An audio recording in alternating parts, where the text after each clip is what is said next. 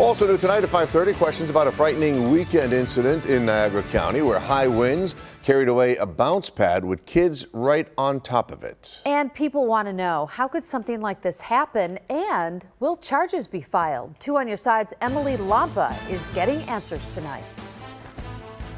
Can you imagine if that inflatable had started rolling and rolled onto Niagara Falls Boulevard? That could have become pretty bad.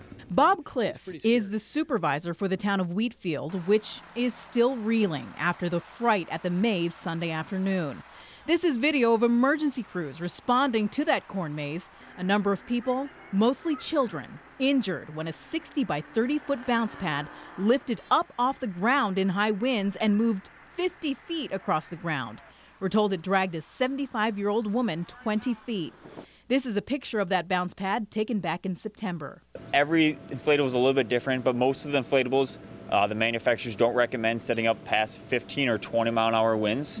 The National Weather Service in Buffalo recorded peak wind gusts at that time of day to be 50 miles per hour. 2 on your side reached out to the owners of the maze, but they turned down an on-camera interview. Despite everything that happened, they say they did nothing wrong. And the Niagara County Sheriff's Office confirmed this. That's because there are no regulations in Wheatfield, Niagara County, or the state of New York, which governs the use of inflatables. Michael Gersitz runs a bounce house company in Buffalo. New York, there's no rules on getting units inspected beforehand. And the bounce house companies don't really have any pressure from anybody else to make sure that everything is safe at all times. Bob Cliff says after we brought this to his attention that he intends to do something about it. How quickly do you think the town of Wheatfield can act in making possible regulations a reality? You can start taking action right away, but you don't really want to dive out and just create a law. The right thing is to create the law.